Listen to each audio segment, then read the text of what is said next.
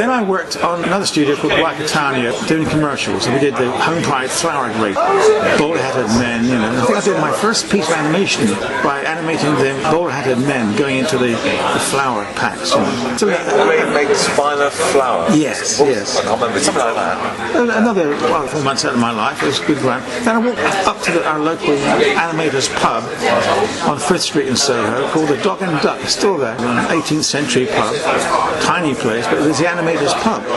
And I walked in there and there was Mike Stewart, my old mentor, you know. Yeah. And he said, Mark, come and meet John Coates of TV Cartoons, the producer of TV Cartoons. And we're about to embark on he'd been working on a series of Beatles, the Beatles series cartoon. This is before Yellow Submarine. Yeah. And come and be my assistant, if you don't mind. So, long story short, I left Wakatanios and moved to TVC with Mike Stewart and was his assistant on, I think, on the last 2, maybe the last 3 of that series of films. I'm trying to think of the date. 67, I guess. 68. This is the Beatles cartoon TV series. TV series, yes. Mainly yes. I'm not even sure if it was shown in the UK. It wasn't shown in the UK, no. It was just shown in the States. In America, because you were saying that you did the Lone Ranger and other things. Yeah, other things before that. These were all shown in America. Yeah. So nothing of this was really shown in the I think maybe Dodo was. I'm not quite sure. Sounds like Dodo must be. It sounds amazing. It was dreadful. It was so dreadful. But the Beatles series. Yeah. Beatles series. One interesting thing was the Americans didn't like the Beatles' voices because Americans couldn't understand that. So they changed the voices to American accents, which was ridiculous.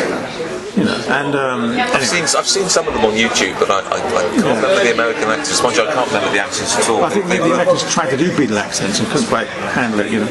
Because on the Yellow Submarine, which happened just after that, again, I went with, as Mike Stewart's assistant on that film. The voices were done by not by the Beatles themselves, but by very good actors, Lance Percival and I'm trying to think of the others. Paul Angelis, I can't remember his name. Hughes. Was it later turned up in Coronation Street. Yes, Jeff Hughes. Jeff A lovely guy. Yes. He used to have drinks with him in the Dog and Duck. Lovely man, liked his pint. He ended up keeping up appearances as the brother-in-law, remember? Yes, that's right. He recently died, recently. Yeah. He might have been in the royal family as well. Was he in that one? With all that as well, yes. I think he's in that decorating scene where they're decorating to the music. Yes. Wise type thing. Yeah, the Yellow Submarine was, I suppose, the most important year of my life. It still stands out in my, 47, 48 years in the business. It still stands out as something special. I was single before my first marriage, and we were in Soho Square. Soho Square has been one of the most important places in my life. I worked in 3 different studios in Soho Square. Yeah, and this was in the northeast corner of the square, called it's still their building, big columns outside, Roman columns. Yeah. It's called Nightway House. It's all lawyers' offices and stuff like that. But we were at the top 2 floors at TVC or King Features, who funded the film. They rented those 2 top floors. So we moved from Dean Street, where TVC was, into those 2 top floors. And the second floor below was full of tracing paint girls. You see. And I was only, 24 by that time, I think, I'm guessing. And I was single, it was wonderful. 110 tracing paint girls. Good place to be. Swinging 60s. Yeah, it was, yeah. I mean, we're talking I'm thinking you're talking 65, 67, 68. When did you first go up to? 68, yes. When did you first go up to London? Was that 65, 64? 65. Yeah. May 65, yeah. Must have been the coolest place in the world. Soho. Yeah, it was terrifying for a lad from the provinces, you know, it was a bit scary. But used to it, and I fitted in okay. Lived in Putney, my first digs at £5 a week. Yeah. left me £3 to spend. Yeah, you were saying you got like £12 or something like this. But eventually, it obviously went up. Sorry, you're right. £12, like £8 really. £8, yeah, but £12. £12, 10 shillings. Oh yes, 10 You shillings. could buy a shirt for 30 bob. Yeah. £1.50. But the accommodation is more expensive £5 in London, though. Even in those days. Plus tube fares. You can just about survive. Yeah. Even on that money, you know. Then, I said, going forward in time again, the Yellow Submarine. I was then, by that time, getting £18 10 shillings a week as assistant. Ooh. And then one day, after about the first 6 weeks of the production, I was working on All You Need Is Love sequence with Mike Stewart, and enjoying it. Always loved working with Mike. We got on very well. I grew my first beard then, because all the animators had beards. Oh yes, yes. Let's see, 4 units of 6 animators each. So say 24 animators roughly. And I was in unit 1. The other 5 guys with me were, there was 4 guys and a woman. Hester Koblitz, great animator and very lovely lady. But in fact, she was the sister-in-law of Joseph Benoski. Presented man? No, it doesn't matter. Anyway, he's a scientist. She was the sister-in-law of him. But she chain smoked. And none of us in that room smoked, had ever smoked. She chain smoked. Oh, she chain smoked, yeah. And we couldn't stand it. Oh, right. So, she wouldn't leave the room to smoke. So finally we went to the producer, John Coates, and said, look, I can't stand it. So she got moved. She was a lovely lady, but we couldn't stand it. And a guy called Jeff Loynes came in to replace her. Lovely man, still going. He's still 83 now, or 84. Good friend. Yeah, and then Jack Stokes came in after about, say, 2 months of production, which lasted a year. He said, Mark, he said, look, we're running on schedule. When he was in America. He said, would you mind trying some animation? I saw Mike Stewart, he froze, because he was about to lose his best assistant. Is he with me? Yeah. So I said, yeah, I'll try it. So I tried a few scenes. I made a John Lennon. And the first one was a bit of a disaster because I misdrew the face slightly and Jack told me off. They look fake and I've got them in front of me. Jack Stokes was the director, the English. There was an American director called Bob Balser. Jack Stokes was our English director, and the overall director was George Dunning from Canada. Yeah. There's John. Oh, there's John. Yeah, that's right. Yes, good drawing. Dave has his drawings. My God, where did this from? It's amazing what freebies you get with these. Incredible, yes. Stuff like this. I've never known what to do with these things. I found them fairly easy to draw. They weren't difficult, Some animators found them difficult. I could not see the reason for that. They're very simple. And Heinz Edelman was the overall designer of the film. Yeah. The German. Fantastic designer. Brilliant. Genius, really.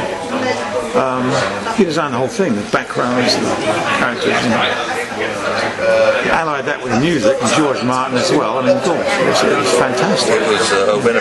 How long did the process last? The whole year. A whole year to produce it? Well, I think it was about 6 months before that of pre-production stuff going on. Obviously, I wasn't involved in it. Yeah. But I took the whole year out, yeah. Oh, and then just backtrack, and Jack offered me that job as an animator, full animator.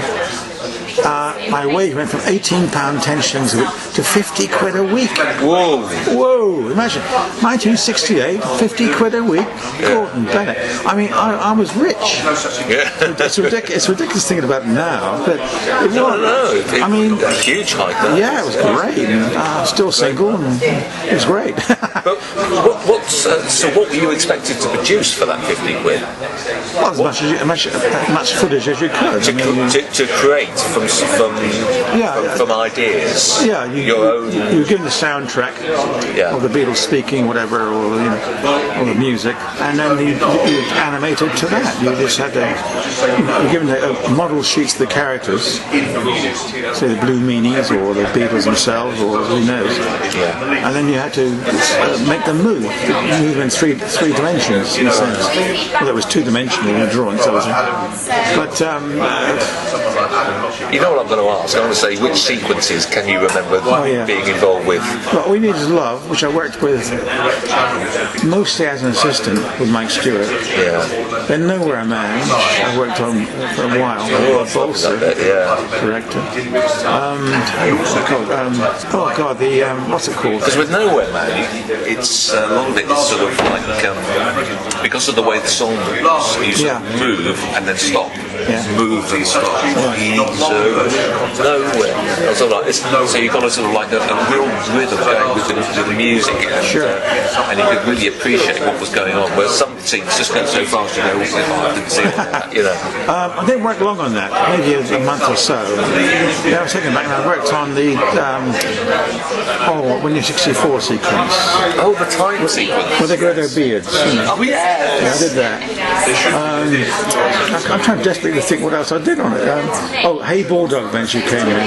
Oh, right, yes. Yeah. I was working late one night. Bob Bolster came down and said some of these stuff. I think what scene it was. There was the Beatles walking in a row, leaving a row of flowers behind them. I can't remember that. Yes. I think it was Walking in His Love as well. And he said somebody had misanimated the Beatles. They couldn't draw the Beatles properly. Yeah. And you and Mike seem to be showing off now. The only animators who can draw the Beatles properly. I mean, it sounds like I'm being a bit cocky, but it's true. Some of the animators found it difficult to draw that stuff. I don't know why. So I say, well, what you got? You've got the faces and everything. And the start, the walk, and this. It's very simple, really. So I changed the animation on that. And at that time, I had one of the drawings on my light box then, and we met Paul McCartney. He came in to the studio, and John Coates introduced us, and he walked over to my desk, and he said, I can't do the Liverpool accent. Is that supposed to be me? And I was very nervous. I said, yeah, it is. He said, keep up the good work. To this day, I always regretted not getting this signed up bloody drawing part. I swore. The blooming drawing, because they worth a fortune now. Oh, this looks like a picture. I know you can make that out of the Beatles walking on with flowers coming out the back. That's the sequence I worked on. Yes. That I think is from. I'm guessing that's from Nowhere Man, but I can't remember. It's been so long. Because I think they then walk backwards. That's right. Yeah. I'm not sure. I can't remember. They do. Yeah. And you end up with my drawings. I'm not quite sure. It's been a long time ago. I'm 72 now, so I'm getting on a bit. I was just thinking here, look at the voices. John Clive. Yes. Jeffrey Hughes, Peter Batten, Paul Angelus. Is that how you pronounce it? Paul Angelus, yes. Dick Emery, of course. Dick Emery, of course, yeah. Did all those voices. And Lance Birdsmore as well. Oh, Paul Batten did the voice of George, I believe. That's right. Yeah. At the very end of the film, I remember the last, 2 weeks ago before the end of the production, 2 military policemen came to the studio, up the elevator, the lift, to arrest him. He was able for the British Army. So, John Coates, I remember him pleading with these military policemen, please don't arrest him now, let him record the last few lines of George in the film before you arrest him. So he was marched around to because we did have a recording studio in the building, down to, I think, Wardle Street, and he did the last recordings of George Harrison, and then he was marched off to Clink. I've never seen it again. That's a true story, yes. Because, I think there's some. I haven't read the story recently, but I think something like somebody had to do. There were 1 or 2 lines he had missed, or they had to redo, and somebody else had to do it, and I don't know who it was. It might have been. No, I've no idea who it is. It'll be in here somewhere in one of these books or something like this. But anyway, the film finally ended. It was a big part at the end. I remember that. A lot of tequila was drunk for some reason. I don't know why. Why tequila? Anyway, that was it. And then I was out of work for a couple of months. And then I got a call from Bob Bolster, one of the directors on the film, the American director, and said, would I like to work on... There was a sequence at the end of the film to have a different ending for the American audience. So I was hired along with 3 or 4 other animators to do that animation to add on to the existing film. That was it. Yeah. So for another 2 months or where it was, I worked. I forget where, somewhere. So. I'm just trying to think of an alternative ending. It might be on one of these extras or something like that. Yes. I don't remember seeing an alternative ending. I'll have to find that. Yeah, there's 2 versions of the film. Yeah. I forget why. At the end of the film, of course, you actually have the Beatles appearing, saying, it's great. Yeah, they do. Yeah, they do. Now. Yeah. Is it the bit before that or the bit after that that you're talking about, or what do you remember? It's long time. I think before that, but there was the English ending was a bit garbled. They felt it just ended with George Harrison's song, whatever it was, with sitar going. Too much. All too much, yeah. And then ended. They wanted something more satisfactory, So, I remember there was one scene I did with a clown monster, again, leaning on a ladder again. What was it now? Leaning against another character, and it was firing these things against the chief meanie. Oh, and he burst into roses all over his body. Yeah, that's right. Yeah, that was the American version. That was what? The American version was when the chief meanie character is then covered in roses. Yeah. Which wasn't in the original English version. Yeah. They wanted something more a happy ending, if you will. And so, anyway, after that, I was out of work for some time, and then I got another call from Bob Balser, who lived in Spain, in Barcelona, and he asked me to work on a film down there. In Spain? Yeah, and a series, a pilot for a series. I forget what it was called. So I went down with my then wife. I got married at that time. My Spanish wife, very convenient. Yeah, I was going to say. Oh, by the way, the premiership of the Yellow Submarine was on the 17th of July in 1968, and I got married a week before in Madrid. So I was on honeymoon, and I couldn't make it back to the premiere, so I missed the premiere. Damn it! Prince Charles was there, and I missed it. Damn, the Beatles were there, I missed it.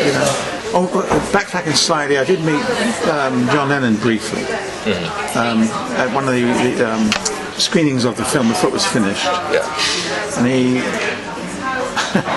I can't see it on the radio. There's a scene. I sat 3 rows behind the two John Lennon and John Coates, our producer. I was 3 rows behind, so I could hear every word they said. Yeah. And the film was ran, and this is about 3 months before the film ended, or maybe 6 months, I can't remember. John was there in his long hair and granny glasses. Yeah? And there was an interval, and John turned to John Coates and said, John, yes, John. John Coates was ex-army major, Spoke a bit like that, Yes, John. Where's the effing colour? I said that. The effing colour. That's fine. Where's the effing colour? Well, John, these are our pencil drawings, our line tests, and so, they're coloured. I know, but I can't see a blooming thing. It's all squiggle lines. And he walked out. But he stayed for the cocktail party afterwards, so it was okay. Yeah. That's when we got to meet him. Yes. He seemed very nice. I always got the impression they were all very impressed with the film. Because they didn't want. I think they originally thought they might do the voices, but they thought, no, we're never going to get to do this. Yeah. We're never going to have the time to do it. It's probably just as well being at the beck and call. Wanting them to come in, it would have been a bit of a disaster. The film would never have got finished, I suspect. But anyway, that was Yellow Submarine. So there you go. We're going to talk about sort of like other films things that you worked on, like the Raymond Briggs